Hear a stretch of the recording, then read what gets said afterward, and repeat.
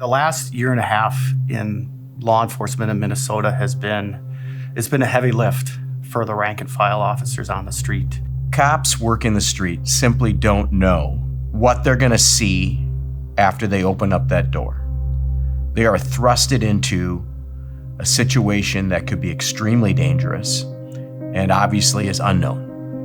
I'm a police officer in the city of Lakeville. I was working one night and there was a call that came out saying that there was a person inside of a bar that was bragging about drinking and driving. I went out looking for this person, and shortly before bar closed, when I entered into downtown to go look for him, he ended up crashing into my squad car about 120 miles an hour.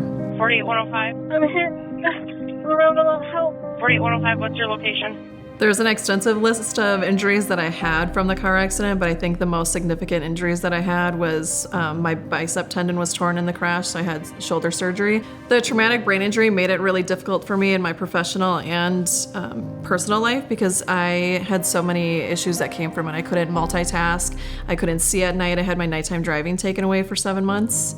I had really bad nausea from it, so I couldn't drive for a long time. I was at an all-time low in my life. Man.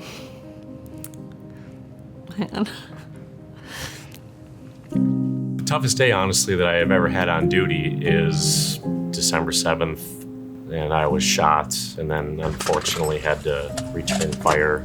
Get on the ground! On the ground! On the ground!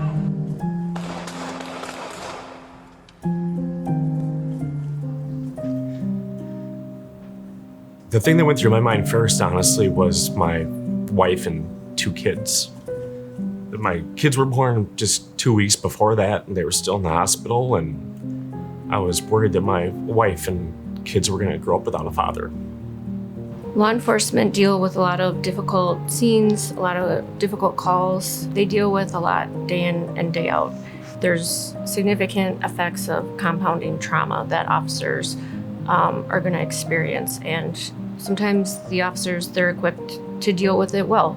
Sometimes they don't deal with it at all. You don't know what you're going to walk in. You don't come to work expecting to walk into a school shooting. You don't expect to walk into a 8 people being shot in a homeless encampment. We deal with a lot of difficult situations in a very difficult and charged political climate in our city.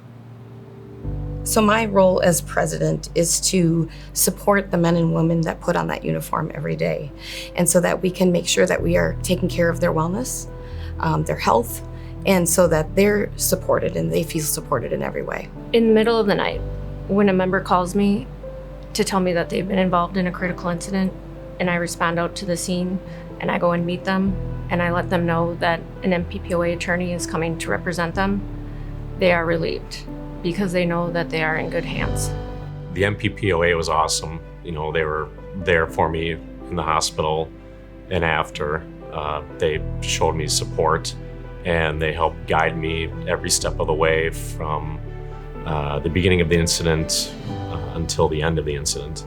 Knowing that there's organizations out there like the MPPOA that support us in that mental health piece, the advocacy piece, the legal piece, those are all important. Because of your support, MPPOA will be able to add supplemental resources to support Minnesota cops.